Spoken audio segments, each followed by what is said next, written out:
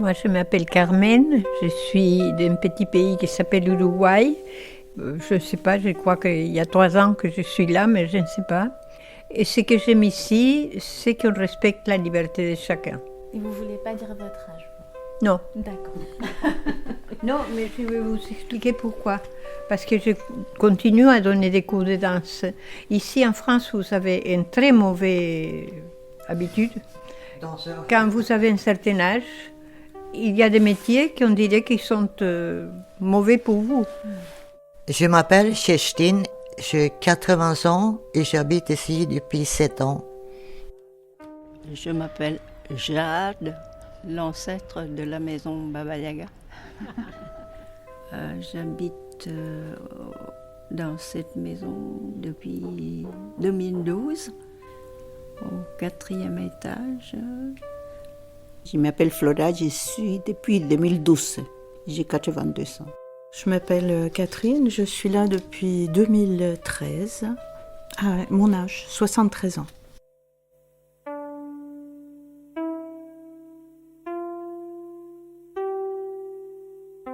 Et donc, comment je suis arrivée? Donc, ça fait maintenant 12 ans. Et moi, j'étais dans des groupes d'habitat participatif. Le projet Baba Yaga, je le connaissais depuis très longtemps. Et j'avais pensé que ce serait très très bien pour ma mère. Seulement... Bon, le projet a mis quand même un peu de temps à se construire. Et puis ma mère ne voulait pas en entendre parler. Avec toutes ces bonnes femmes, me disait-elle. Bon, bref. Et finalement, je me suis retrouvée dans une réunion à Montreuil sur les habitats participatifs. Et il y avait Thérèse Claire, il y avait toi, Flora, il y avait Odette, il y avait une autre habitante depuis le début que je connaissais vaguement et qui m'a dit « Mais tu serais pas intéressée par un logement à Montreuil ?» Et bon, j'ai un peu rigolé quand j'ai appris que c'était la maison des Baba Yaga. Et puis bon, il se trouve aussi que j'étais en phase d'expulsion, c'est-à-dire que mon propriétaire voulait récupérer son logement. Moi, j'avais pas du tout les moyens de l'acheter. Et donc, bon, j'habitais pas très loin de Montreuil. J'aimais bien cette ville, j'y allais beaucoup au cinéma déjà, au Méliès. J'allais faire mes courses à Montreuil. Bref, je connaissais bien cette ville. Je connaissais bien la bibliothèque. Et voilà, quand ma voisine de Réunion m'a dit « Ça t'intéresserait pas de venir ?» J'ai dit « Ben oui, pourquoi pas ?» Et puis en fait, ça s'est fait très vite. Peut-être en 1 semaine, 10 jours. Flora, tu m'as expliqué qu'il fallait être célibataire, il fallait avoir un certain âge. J'ai essayé de faire de l'humour en disant « Mais vous avez une police intérieure. » Et ça t'a pas fait rire du tout. Non, mais là, c'était les... Non, ce que j'ai trouvé, c'est que l'humour avait du mal à passer au départ. Oui, mais on était un peu rigide. Ça commençait une chose nouvelle. On ne savait pas vraiment où, avec toutes ces choses qu'on avait dit, on va tenir jusqu'au bout. Oui, puis tu sais, c'était un peu dur, quoi. J'ai pas réfléchi, toi t'es chilienne, peut-être le mot police intérieure, ça réveille des choses. Je sais pas, j'ai peut-être fait une boulette ce jour-là, j'en sais rien. Je me rappelle même pas. Je me rappelle que c'était un 1er octobre, je crois. Peut-être, hein, mais oui, bonne c'était... mémoire quand même. Mais oui, moi j'ai une mémoire. Non, mais ici je pourrais oublier des choses. Mais là, c'était la fête à Orange. Là, c'est pas une fête? Non, nous, 5-6 réunions autour d'un repas, c'était sympa. Oui. Mais les candidates, on était 5-6. D'accord. Se présentaient devant elles, racontaient les motivations, tout ça. Et on se regardait en chien de faïence. Ça commençait bien. Ah oui, c'était la concurrence et tout. Oui, on ne sait pas combien de places, puis il restait. Charte de la maison des Baba Yaga. La charte, ça décrit vraiment un monde idéal. Est-ce qu'on rétablit un peu l'expérience que nous vivons réellement? Alors, en premier, nous avons l'autogestion. Concrètement, s'exprime dans la prise en charge individuelle, tant sur le plan physique que moral, et ou collective, n'acceptant d'aide extérieure que le moins possible. Nous gérons notre habitat nous-mêmes. Les décisions sont prises par consentement. Nous nous appuyons sur la coopération, excluons la compétition. Nous échangeons nos connaissances et apprenons les unes des autres. Bon, c'est totalement idéalisé. On continue ? Alors, la valeur suivante, c'est le féminisme. Nous sommes féministes et luttons contre l'oppression des femmes et pour l'égalité des droits hommes-femmes. Alors, en tout, il y a 25 logements. Il y a 21 femmes à partir de 60 ans et 4 jeunes qui sont entrés à moins de 30 ans et qui le sont beaucoup moins depuis.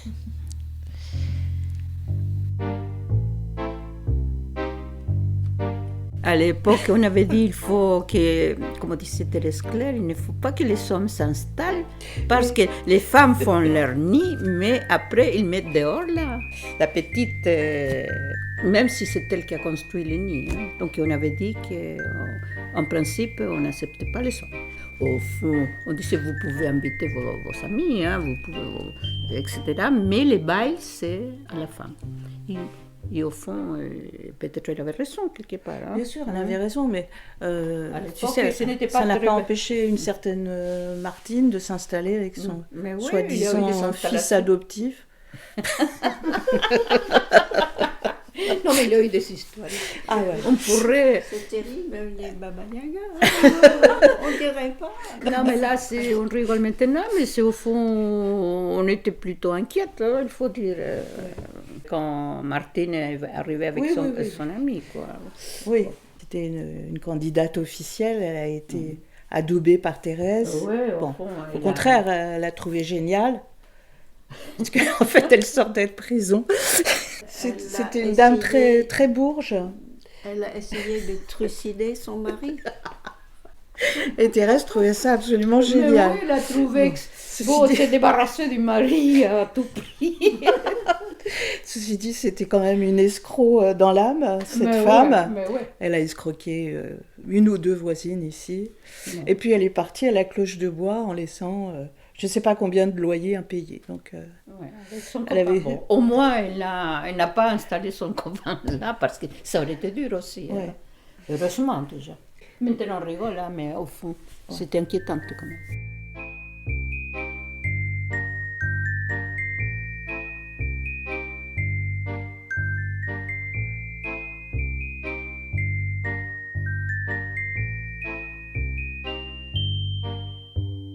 Ça m'intéresse de savoir comment vous êtes arrivée ici.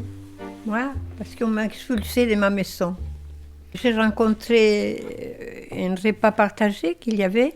Donc, il y avait notre chère amie Catherine qui était à l'entrée, avec Kerstin, très accueillante, et avec Nélida, qui était argentine. Et donc, je crois que c'est à vous trois qui m'ont vu les cas de ce qui m'est arrivé. Et puis, le soleil qu'il y avait dans les studios qu'on m'a proposé, c'est surtout le soleil qui m'a fait rester. S'il n'y aurait pas eu ce soleil, je ne restais pas. Moi, je venais envoyée par l'HLM. Hein. Oui. J'étais un peu comme ça, sans savoir d'où je venais. Ma fille m'avait parlé, je ne connaissais pas les Baba Yaga. Et je vous ai vus tous les deux, et vous étiez d'un accueil extraordinaire. Oui, vraiment un accueil extraordinaire. On avait un repas partagé là, tu sais. Ici même, oui. Hein? C'était ici. Oui, oui. Et on était, mais la table était beaucoup plus longue. Ça, hein? On était là et Carmen était arrivée. Elle s'est mise derrière la porte. On est allé te voir, tu te souviens? Je ne me souvenais pas du tout de ça. C'est toutes ces femmes-là. J'ai oublié. Je me souvenais que de ton sourire et de Catherine et bien sûr de Nélida, que ça a eu un contact très fort. Et, Ouais, c'est vrai. Ouais. et je me souvenais de toi aussi. Oui, oui. En fait, on est super bien tombés en vous accueillant. Ce que j'essaye de dire, c'est que toi, Jade, tu disais il y avait des candidates et tout ça, et il fallait se présenter, montrer pourquoi on était là, donner ses motivations. On n'a pas eu à faire ça pour vous parce que ça a tout de suite collé, quoi. Ah bon? Bah oui, le fait que tu donnes des cours de tango. Enfin, je sais pas si tu te rappelles quand tu nous as annoncé ça, tout le monde a applaudi. C'est vrai, oui. Toute la table a Parce que applaudi. je suis très connue dans les tangos. Je suis une des personnes qui a commencé les tangos à Paris, les tangos argentins. Hein. Et donc, quand j'étais très jeune, mais quand même, je devais avoir 30 ans. Quelque part, on a les mêmes valeurs. On est féministe, on est solidaire, on est plutôt écologiste. Bon, Et on est libre, tu sens. on Ça, c'est le plus est des important. femmes seules aussi, quelque part. Et enfin, il y avait beaucoup de choses. On a beaucoup plus en commun de ce qu'on croit au commencement. On a beaucoup de choses en commun au commencement, on ne se rendait pas compte qu'on a beaucoup de vécus plus ou moins en commun, des valeurs en commun, des philosophies, vraiment de la vie, des choses, des expériences similaires, hein, quelque part. Ouais, ce qu'on appelle la sororité. Oui, le et féminisme. là on découvre tout ça. La deuxième valeur, par ordre alphabétique, hein, c'est la citoyenneté.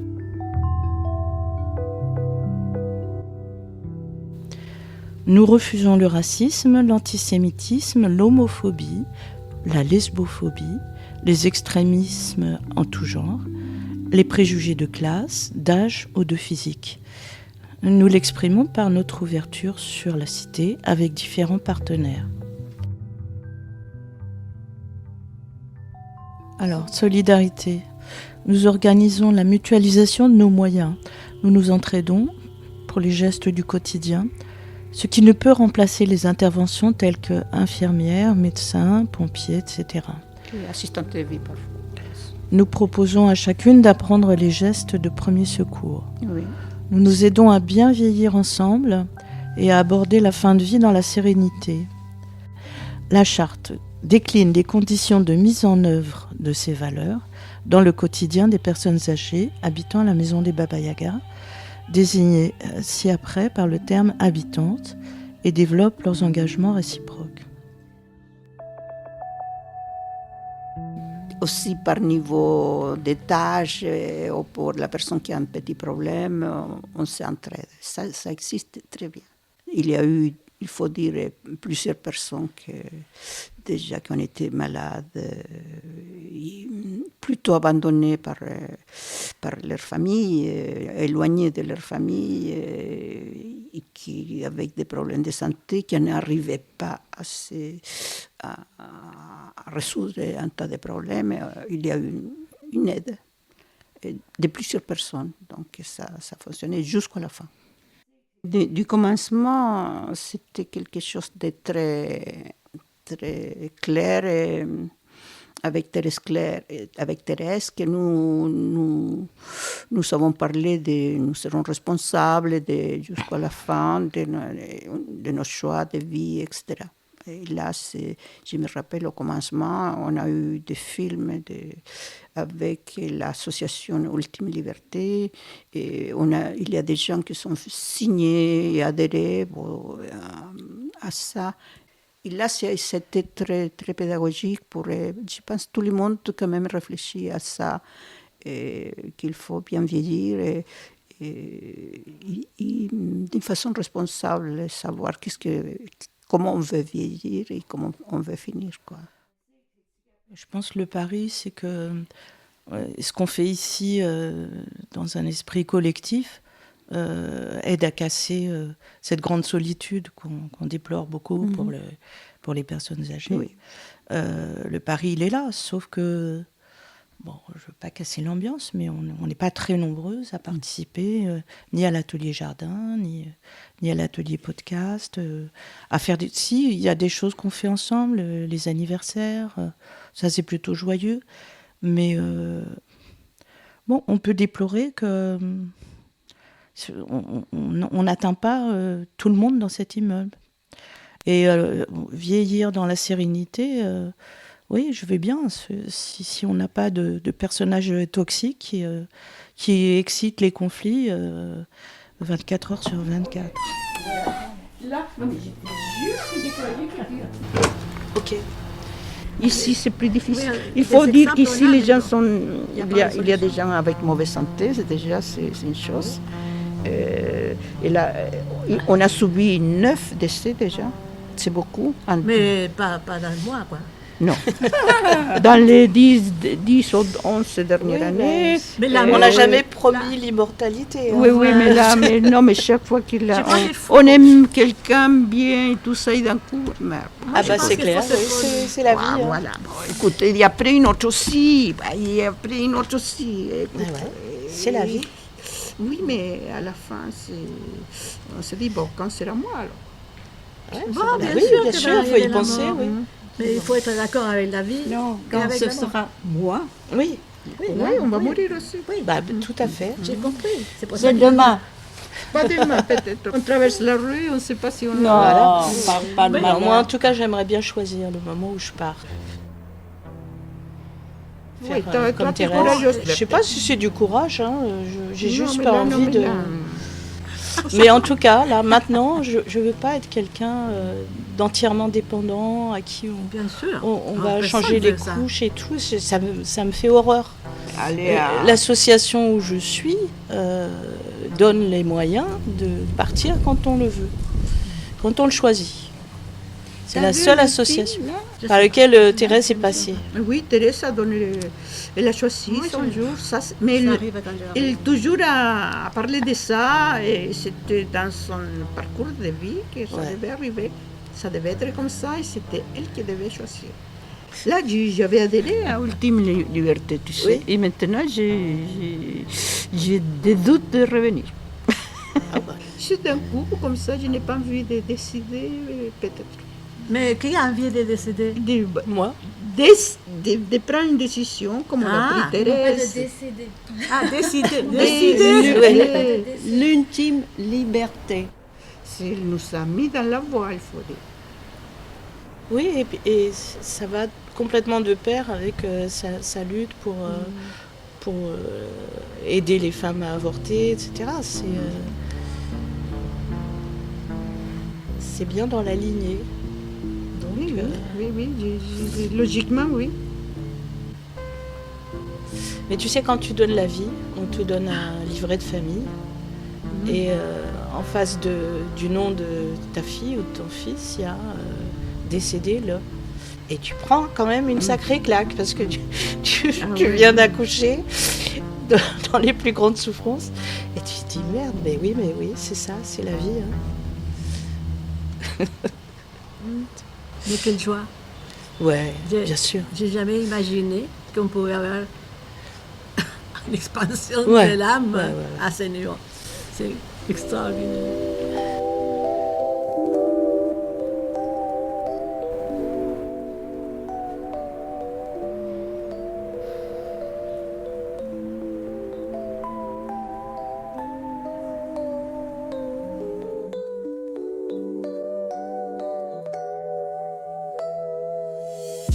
Catherine, Kerstin, Flora, Jade, Mariana, Carmen.